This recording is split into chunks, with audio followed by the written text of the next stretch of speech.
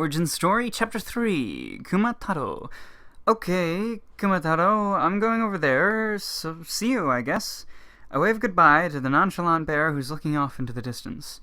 Enhanced smelling is going to run out soon, but it seems like it doesn't matter. I don't need it to tell me that the next place I should go to is the island out in the middle of the large lake. After defeating the black thing, an ominous auras begin to arise from the island. Splash, splash, splash. The water is cold and refreshing, but it's just deep enough to make satisfying sound when you step into it, but not deep enough that it's tiring to walk in. Splash, splash, splash, splosh, splosh. I look over my shoulder. Splash, splash, splash, splosh, splosh. Splash, splash, splosh. Why is Kumatarou following me? Did you want to follow me? Kumatarou snorts, then brushes past me as if to say, I'm not following you, I'm just going in the same direction. Soon, bear? The two of us continue through the shallow water towards the island. The distance is a lot farther than it looks, so I pick up the pace. Smaller versions of that black thing attack us every so often, but I'm able to take care of 1, 2, or 3 swings of the axe. 1 if I manage to crit, so it's not a problem. Actually, they don't drop my pace at all, since Kumatarou takes one, and then I take the next. Like that, alternating kills, we reach the island. Enhanced smelling now runs out, and I'm kinda thankful since the source of that rotten smell stands right before us. As soon as I set my foot on the island, a cloud of dark aura rises from the ground, and a slimy, oily-looking humanoid rises from the cloud, unfolding itself as if it was stretching. I say humanoid, but it really looks like a floating, hooded mage's robe with glowing eyes. Wraith? No. Spectre? Hopefully physical attacks work. Pawn of the forest, be gone if thou art not deathless. If thee doth not depart, I, the envoy of corruption, shall slash! Oh, good. Physical attacks work. He was saying something right now. Nah, whatever. I get first strike. After my attack hits, Kumatarou gives a loud roar and rushes into combat too. The floating robe launches magical attacks, after all. Annoying, the mob that fires projectiles are annoying. Oh well, he's kinda slow, so if you've done anything like before, you can avoid the attacks. Between me and Kumatarou, I'm not sure, but I think we're taking his HP really fast. I mean, Kumatarou's a giant bear. It kind of feels like cheating. At the same time, it's a little fun, since I'm not used to having an animal companion. Although he's doing most of the damage, so I don't think I'd really like to have him around the entire time. It's like, you know, front row attackers get competitive over how much DPS everyone does. Well, Kumatarou's a bit slower than me, so he's been hit once or twice by the floating robe's attacks. All of a sudden, a black aura explosion occurs. Enough! I shall not suffer this insult! Both me and Kumatarou are blasted backwards. Ouch! We might not have been blown sky high, but that forceful push back took a quarter of my HP. Kumatarou looks to have taken some damage too. The black aura from the explosion condenses and gathers around underneath the floating robe. I have my duties to attend to. I do not have time to play with thee!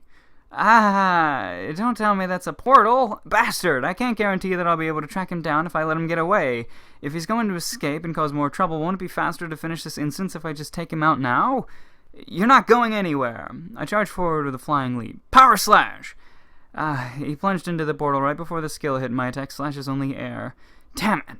I run forward into the portal, just hoping. A dizzying sensation occurs, though it's only just for a second, and the scenery around me changes.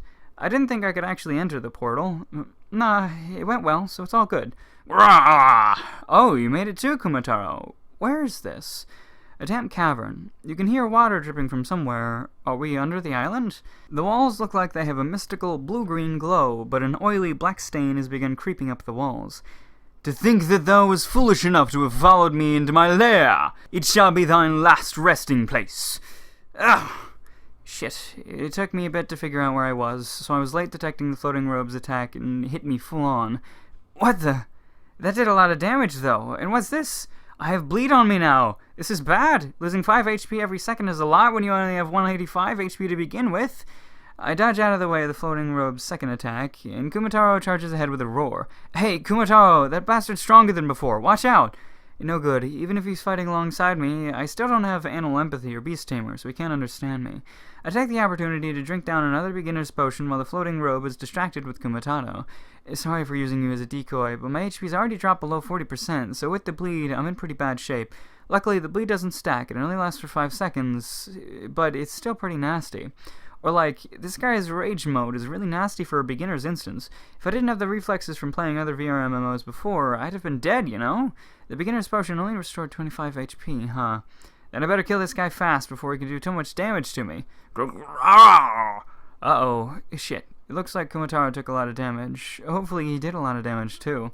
Hey, you nasty floating rag! You forgetting about me? Hoping to take the aggro from Kumatarou onto me, I yell at the floating robe, launching myself directly at him. Power slash! After landing the heavy hit, I dodge around him to let the skill cool down.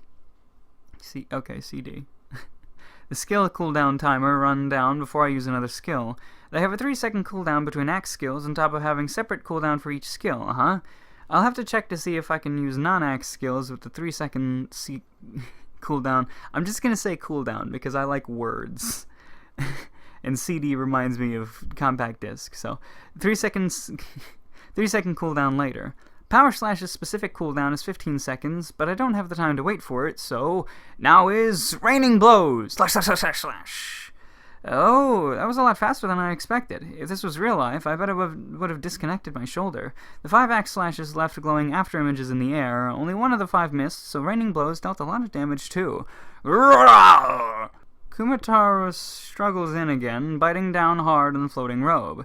Yosh, let's finish this. Floating robe is struggling, giving off a nasty, damage-inflicting aura, but neither Kumatarou nor I pull back. Power Slash! In case that wasn't enough, I swing the axe normally, cutting deep into the floating robe's body several times, but maybe it was overkill. How can this be? The floating robe screeched, releasing its damaging aura, and was pulled straight up into the air by an invisible force, before its shadowy innards exploded into a million fragments, leaving behind only the empty robe that fluttered emptily to the ground. Ah, it's over! It might have only taken a few seconds, but that was seriously stressful. After I had confirmed we were out of combat, I flapped onto the ground, legs outstretched and leaning backward, face up and breathing hard. I got hit a lot, so I checked my HP. Whoa! 25 HP left and dropping!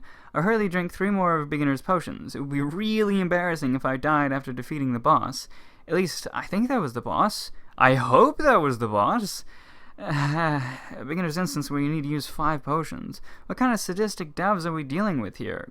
I turned towards the faint growl. Oi, Kumatarou, don't tell me.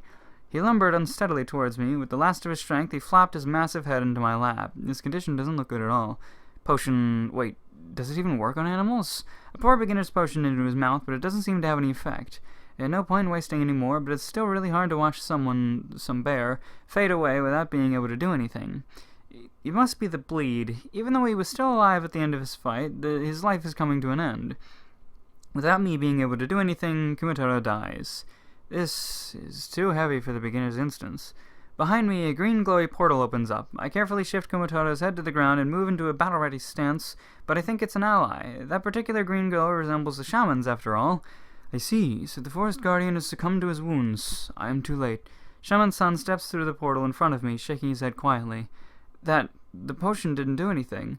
For some reason, I feel like I have to tell him that I tried to save Kumatarou, if only for my own satisfaction. The forest guardian is a spirit animal. Medicine does nothing, only magic can heal him. So it was like that after all. Shaman-san continues. Though it is right to mourn, do not be overly sad. It is the fate of all things to live the span of their lives. People die and return to the earth. Spirits die and return to the ether. That is the way of the world. There's silence, and Kumatarou's body has begun to disintegrate into many particles of light. Your trial is now over, and the forest is in your debt. You have passed it well. Go now, and may the blessings of the forest travel with you in your journey. With a wave of his staff, Shaman-san opens another portal. I silently step into it, still overwhelmed by everything that just happened. The dizzy feeling occurs again, and surroundings fade into an empty space with the same background as the character creation. You have successfully completed the unique instance Source of the Forest's Corruption. Please choose one talent from the following. Those words floated up in front of me for several seconds, then they were shuffled upwards as icons containing talents appeared underneath them. Oh, there are a lot of ones that are color-coded. There are ones... I don't know. There are ones that are color-coded. I don't know why I put a lot in that. I don't know. My eyes are going a little crazy. I had read about this on the website. Though the general talents have no differences, OriginStory talents have different rarities depending on how difficult it is to meet the requirements to acquire them. The colors follow the usual MMO rarity types. White is common, green is uncommon, blue is rare, purple is high rare, and gold, though it looks orange so everyone calls it orange, is legendary. let's see. The talents I have to choose from are Reckless Courage, Friend of the Forest. Hang on. What is that? The talents that are listed according to rarity, there are 12 white, 7 green, 4 blue, and 1 orange? I rub my eyes. Is that really a legendary talent? I wanted to say trait. Is that really a legendary talent right away? No way, no way, no way, no way! I really want to scream. I mean, it's a super rare talent. You don't even get green weapons at the beginning of a game. That legendary talent is Inheritance of the Forest Guardian. Level 1, Strength up 3, Endurance up 2, Defense up 2, Dexterity up 1. The Forest Guardian has recognized you, and with his last moments he has bestowed his powers upon you. You have been given the ability to take werebear form. Oh, yes. Say what? My desire to delete this avatar and start over has been blown away somewhere. As expected of a legendary, it's completely offset my first disappointment with style. Even if I deleted this avatar, there's no guarantee I'll get anything better. Actually, it's 100% certain I won't get anything this good. The status alone are over the top. For a game with no character level and no character class, where only your talents dictate how your avatar's stats are, for there to be so many merits and no demerits in the status is already ridiculous. And on top of that, to be given such an OP skill. Let's keep quiet about this for now, at least until I figure out how other people did on their second OS talent. Sometimes I read out the, I don't know, maybe I will say CD. OS's origin story talent. Being called a hacker is not fun. Anyway, I'm in the starting village to the east, waiting for various people before I start going off on my own. This is one of the troubles of being a well-connected solo player. Everyone seems to want to hang out with you, when all you want to do is go get lost in the environment for several hours. Well, I'd like to make contact with the crafters I knew from other games, at least. Those are very beneficial relationships that would be best to keep up. I texted Toto's phone through the game, but he didn't answer. You must not be done with his unique instance, or else he would have, definitely. My too competitive younger brother would definitely not pass the chance to compare talents and brag. I wonder how I should fool him about my legendary. From behind, someone threw their hands around my eyes. Narumi? Whoa! Oh, Chi, hi, how's the game? She grinned, pulling away. Ah, she chose to be a siren, huh? She has long, dark lavender hair, lilac skin, small feathery fins where her ears should be, 4 large feathery fins where wings should have gone, and scales sprinkled sparsely here and there. I thought she would have chosen to be an elf, but I can't say this doesn't suit her as well. Ah, I haven't played a VRMMO in so long. It's so much fun. That origin story system is really interesting. Ah, and it's not Chi. It's Cheris. Which can be shortened to Chi, ne? Well, yes, that's what I put for my nickname in the end. Unison as usual, right? Yeah, human axe warrior is what I was going for, but with the origin story I might turn more dexterity-based or something. I'm going to have to rethink some of it. You, don't tell me you just randomly filled out the questionnaire. Anyway, Chi, you're looking really sexy, huh? You already started crafting? You noticed? My tailor and weaver talents are both already at level 3. Chi does a cute pose, sticking out her tongue and making a V sign. She's wearing a sexy mage-type outfit that shows off her legs, stomach, and cleavage. It's a 3-hit combo. You've played for an hour and you're already at level 3 for 2 craft-type talents. Wait, you have 2 craft-type talents? What did you take? I'm aiming to be a competitive crafter, so it's fine. I took water magic, tailor, weaver, and scavenge. Although you got through the unique instance like that, I'm amazed. And you got through what? Although what? And you got through the unique instance like that? I'm amazed. Water magic has healing skills, so I ended up making a train while running a lot in healing. Except for water magic, all of my skills increased dexterity, so I'm pretty fast. Tailor and weaver also increased intelligence too, so it was all surprisingly okay. I'm sure you know, but don't do that out here in the overworld. I know that. I only pulled a train because I was alone. I wouldn't do that here, where I would cause problems for people. Actually, I wouldn't go hunting alone out there. I've almost no defense and endurance, so it really would be death. Ah, so, Naru? Uh-oh, what does she want? What is it? Did you take scavenge? Ah, yeah, I did. Please level it as fast as possible. You can't get pelt drops and still scavenge to level 5, but I don't think you'll be able to do that easily. Oh, if that's all you want me to do, then that's easy. I'll get as many pelts as she wants. I won't have to figure out a way to get rid of them, so that will help me out too. I pat she on the head and she blushes with happiness. Yay! Supplier get! If she's going to focus solely on crafting, things will get difficult for her. She won't be able to hunt and gather on her own, and she'll have to depend completely on other people's material drops. It's usually better to try to keep your combat skills at least within 80% skill levels of your other skills.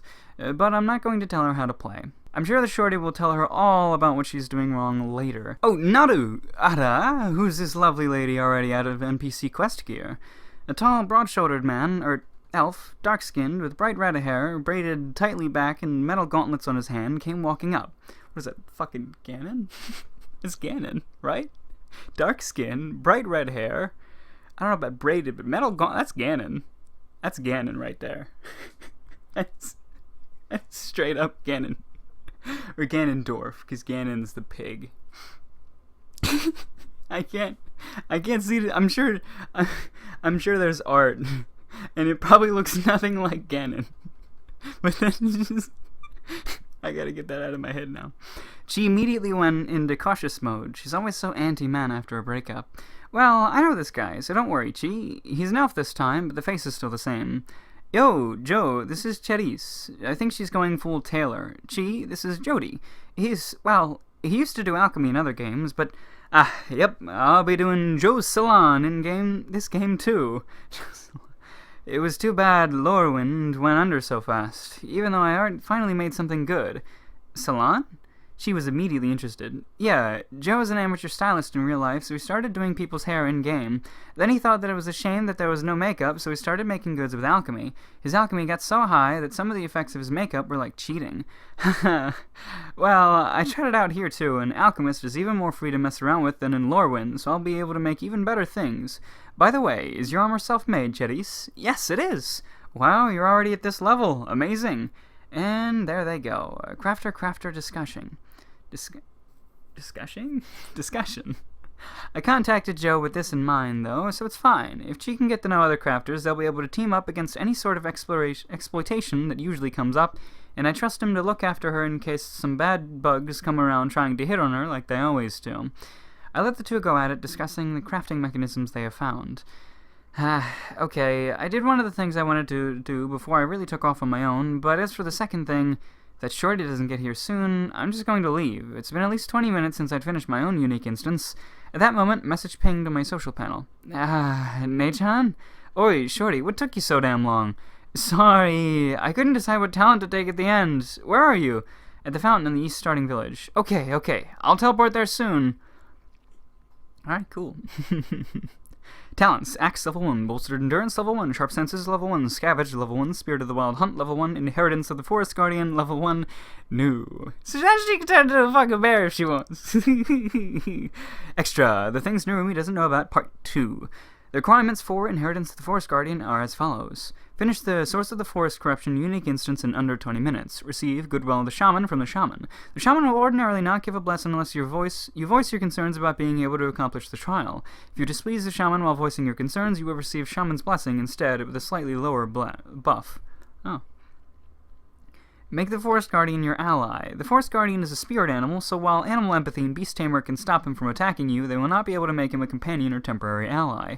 Ordinarily, if you kill the first spirit of corruption without killing the Forest Guardian will simply cease to be hostile, but he will also not join you for battle with the Envoy of Corruption. To battle. The way to make the Forest Guardian an ally is to gain his respect by completely repelling all damage from an attack from him.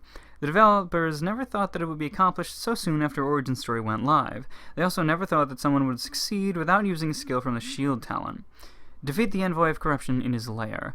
After whittling the Envoy of Corruption down to 50% HP, he disappears into a portal in the ground. You're only able to enter the Envoy of Corruption's lair if you dive in after him within 3 seconds. If you do not manage to do so, he will pop out of the ground, /water behind you, and deal extra sneak attack damage, continuing the fight on the island. It is actually not favorable to fight the Envoy of Corruption in his lair because he recovers 1/4 of his health bar, so he's now at 75% HP, and his damage becomes 1.5 times the normal and adds bleed. If you do not follow him, his HP remains 50% and his attacks remain the same after he pops up back out of the ground. Defeat the Envoy of Corruption with under 50% HP remaining. That is, your HP needs to be under 50% when you kill the Envoy of Corruption. The Forest Guardian dies outside of combat. The Forest Guardian cannot be killed outright. In this unique instance, the only way that can happen is for him to die from bleed damage after defeating the Envoy of Corruption. If he dies from bleed while you were still in combat, it does not count. Even after he becomes an ally, if you attack, poison, or otherwise inflict bad status on the Forest Guardian, he will become hostile and attack you, so his death will be in combat. These are the criteria for inheritance of the Forest Guardian, but they are by no means the only things that are considered when calculating which OS talents are available to be chosen from. For example, not killing any residents of the forest helped get Narumi the option for Friend of the Forest. There are also talents that can be gained if you attack the Shaman. The developers put a lot of thought into what the players might do and decided not to restrict them from some of the worst scenarios. However, it is strongly encouraged not to attack friendly NPCs, so the rewards from doing so are not very good. For the record, the friendly NPCs in unique instances were designed to be easily calmed down from hostile to non-hostile in case of accidental attacks, so they all appear to be eerily patient people. And a little author note there. This is great. Holy shit, my phone is hot though. Wow. Okay. How long is that episode? I don't know. I don't know exactly how long that was, but that felt kind of longer than the other ones. That's fine.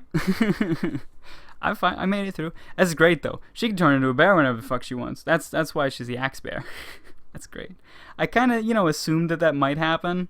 That's an OP skill though. You gotta give your main character some kind of OP skill. It just happens. Just happens.